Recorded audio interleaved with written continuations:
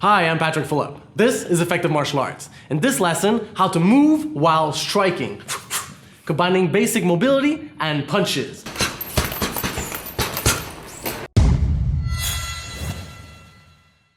Alright, so being able to move while you strike is an essential tool for you as a martial artist. It's going to allow you to create openings on your opponent and exploit these openings with your attacks. On defense, it's going to allow you to keep on threatening your opponent as you're evading their attacks. So very important tools for you for striking. Now, before you tackle this lesson, you should already be comfortable with your basic fighting stance, the basic steps, you can check out that lesson in the cards above, as well as the basic punches and punching combinations. From there on, it's just a matter of putting it all together to make it work. Now, first off, basic principles. So we're going to keep it really simple. We're going to always add a basic jab and cross combination to each one of the basic steps that we saw previously. Now, the general rule is every time we move the first foot, the jab is going to go out, and when we move the other foot, the cross is going to go out. And that's going to apply for all the steps. What I want you guys to be looking out for is every time you do your cross, still apply a nice deep fighting twist. So really turn your hips into it and go far in your fighting twist for each one of the steps. That way you can increase your reach of your cross. That's very important. Oftentimes we see students when they start thinking about the steps, they forget their fighting twist, and now you're really diminishing the reach of your cross. Okay, so you want to turn into it and reach nice and far. The third basic principle that you need to be looking out for while you're doing these techniques is always recover a proper fighting stance. So when you step, you do your strikes, come back to a proper fighting stance in between each. Later on, we're going to combine more than one step together, but for the purpose of this lesson, every step, boom, fighting stance. All right, now let's start with the basic forward and backward mobility. I'm going to start with the open step. Open step, I'm dragging my front foot first, and then my back foot catches up. Same thing moving backwards, opening up, and then back to my fighting stance. When I add the punches, I move the first foot, my front foot, jab goes out. When I bring my back foot in, here, cross goes out, nice fighting twist, recover the stance. Moving backwards is the other way around. Back foot moves first, jab, and then front foot recovers the stance, cross. So start slow and then a little bit faster. Here, and then faster, like so. The next one is very similar, but we're going to use the close step. So in this case, the back foot moves first, I close my stance, and then I open it up back to my fighting stance over here. Same thing, moving backwards. When I add the punches, back foot moves first, here jab goes out, protection, and then into the fighting stance, fighting twist, cross goes out, fighting stance. Moving backwards, close, jab, back to the stance, cross. A little bit faster, and so on, like so. If I want to do the cross step, it's very similar to the close step. I'm just going to drag my foot a little bit further, so I cover a little bit more distance, and then it's the same thing. Jab as I cross, and then cross as I recover my stance. Same thing moving backwards, 1, 2. Like so. Next, we're going to go side to side. So we're going to use the side steps. So here, I move my outside foot first, going out here, and I recover my stance like this, moving laterally. 1, 2. When I add the punches, I move my first foot, jab, move my second foot, cross. And the other direction, same thing. 1, 2, and 1, 2. Nice fighting twist, recovering the stance every time. Now here's a nice variant on the side step, which is very important to create angles when you're actually dealing with an opponent in front of you. We call it the angle step. So here, instead of going straight to the side, I'm going to go off at a 45-degree angle with my lead foot. So here, like this, so forward and to the side makes a 45-degree angle here.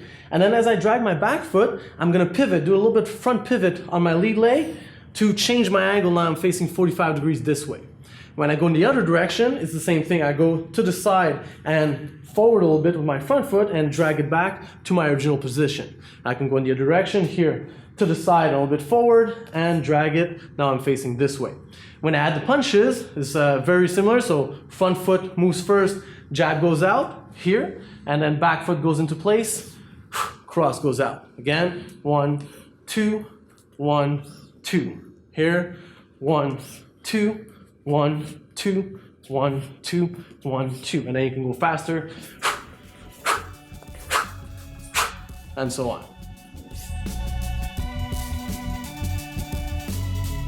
The next category of steps is when you want to switch your stance. So we got your basic switch when you're just switching your stance and staying in the same spot. In that case, we're going to throw it like it was a cross. It's your backhand when you're in the original stance that's going to go out. So when you land, it becomes a jab and then follow up with a cross. So like this.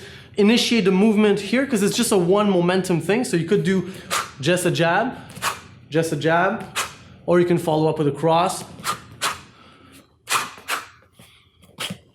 Like so. Now we can also do the switch step moving forward or backward. In this case, same thing. As I initiate the switch step, I'm going to be hitting with my back hand here, moving forward. I move forward and I do a jab at the same time. When I land, I can throw a cross right here. Moving backward, same thing. The back hand, initiate the switch step, jab, then cross. Here I can go a little bit faster. Here, 1, 2, again, 1, 2. Backward, same thing, moving back, 1, 2, 1, 2. And then faster.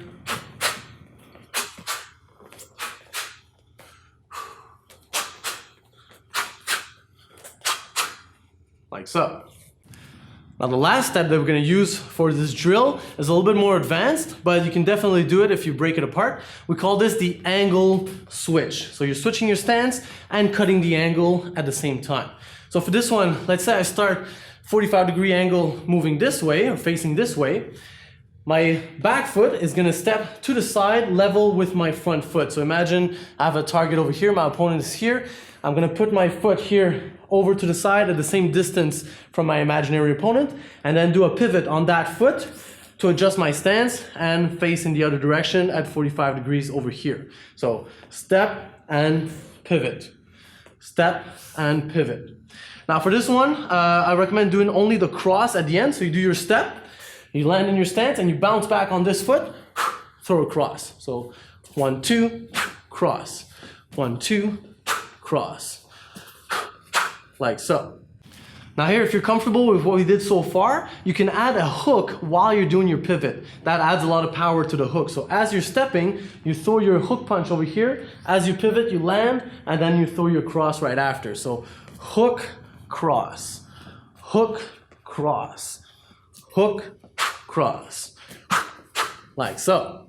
So start by doing all these steps with the jab cross, but the hook cross also applies to each one of those steps as well. You can always do a hook instead of the jab for each one of the steps that we saw so far. Close step, open step, side step, and so on.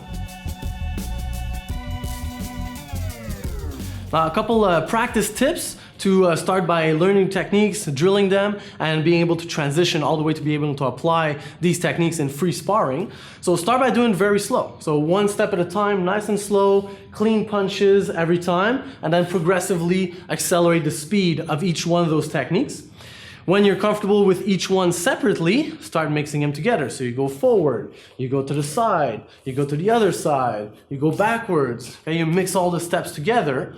And when you can do that, not necessarily with a jab and cross, now you can do with a hook and cross with each one of those steps. Or any other punches, you can throw some uppercuts in there, some overhands in there, and still combining your steps.